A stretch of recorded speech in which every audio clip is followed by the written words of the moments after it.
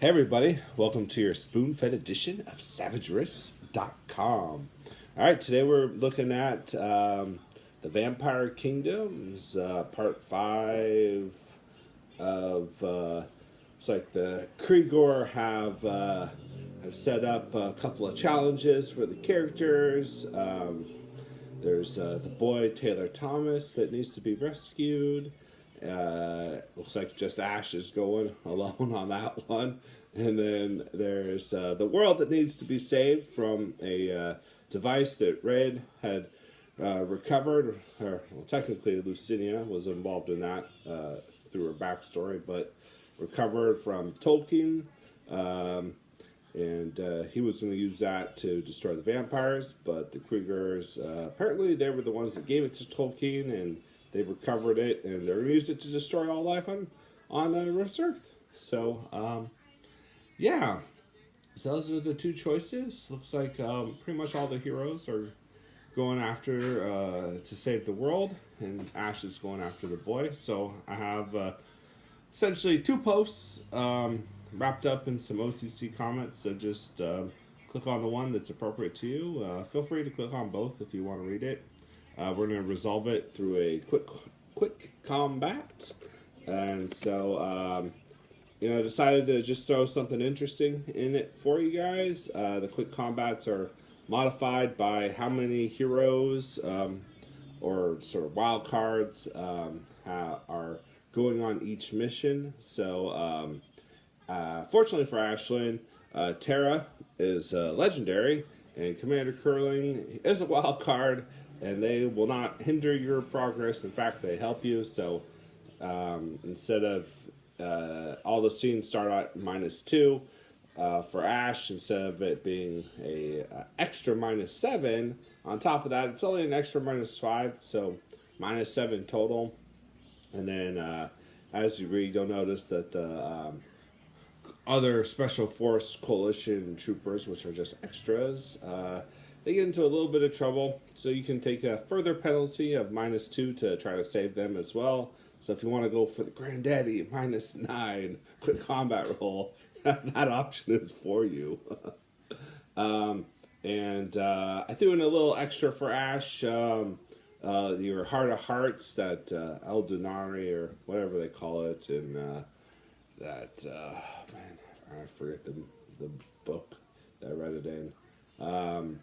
It speaks to you and lets you know that it can help you in this time of need. If you want to break it, it'll essentially let the dragon out for one last romp on the earth, and dragon will help you out, give you a +4 to your scene. So that could be helpful if you want to go for the Granddaddy -9.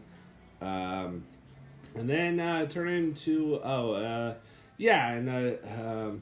threw in a little narrative for you just so you get it. If you fail, Devik's gonna recover your body and bring you back to the group. So even if you fail, you're not dead. But anyways, I thought that was pretty impressive going all by yourself. Nice job. Everyone else, you're heading to the not so secret Kreeghor base. You get there. There's the 100-foot drop down to the bottom of the cavern. It's a huge cavern lined with silver. Probably makes Vela a little nervous. Vampires would just die looking at it, probably. You see some Kreeghors. They milling around. Human workers, surprise, surprise, are making the base even bigger, clearing out the rocks. Looks like one sort of boss man seems pretty familiar, and in fact, Doc Reed yells, spoiling any kind of surprise. It's Holloway. Holloway's working with the Kreeghors. What the F is happening? So Holloway, he's working with the bad guys, surprise, surprise, and gives you guys a chance to smack him down, as I know you all would love to. basically the Kreeghor have the humans attack the heroes with some fancy new power armor. And yeah, I try to include a little bit of for everyone. And you know what? I love Angerworm. How could Angerworm not come back? So not Angerworm, the little babies, but Angerworm's angry mama comes back. This time, gunning for Grin because I need something big to take out a dragon. Power armor's not going to cut it. And then Holloway, he sort of zooms up to attack Chris. Gives her a little what for, like, my great great great granddaddy says hi to your father, yeah, kind of deal. Apparently the Holloways had something to do with Sebastio losing one daughter already. So just sort of a little callback to that vision a few posts ago that you guys saw of Chris's birth.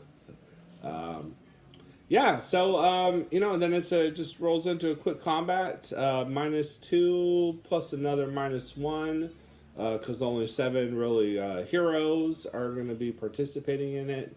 Again, I have Carl and Doc seem possibly ill-suited for this kind of combat, and you guys have an option to pick up an extra Benny to take a -2 if you want things just more difficult, to try to prevent them from coming into any harm. And don't forget, I got 3 cyber arms left on Doc Raid. I can take them all out. In case you missed it, Carl, he's growing up. His pee is now acidic, so if you guys ever need to just destroy something super evil, just have him pee on it for a while and poof, it dissolve. And then Rob, he gives you, apparently he thinks that you guys are all his master's sort of workers, and so he says, like, oh no, I got this bomb, just keep these guys off me. So Rob, feel free to roll in Rod's participation for the quick combat as well. He's helping you guys. So yeah, only at a -3. You can take it up to a -5 and get a Benny if you like. And then the rules for quick combat are right there for you guys. So, I put a little note about EP. It's really early in the morning, so maybe I'm just old man out here yelling at kids to get off my lawn. Seriously, please try to refrain from spending EP when it's just like one roll to decide your fate. Like, spend EP on combats and soaks, and I don't care, but for some reason I just hate it when EP gets spent on these dramatic tasks, quick combat kind of deals. Like, if you want to spend EP, you can just run the game. So good luck, guys. See you later.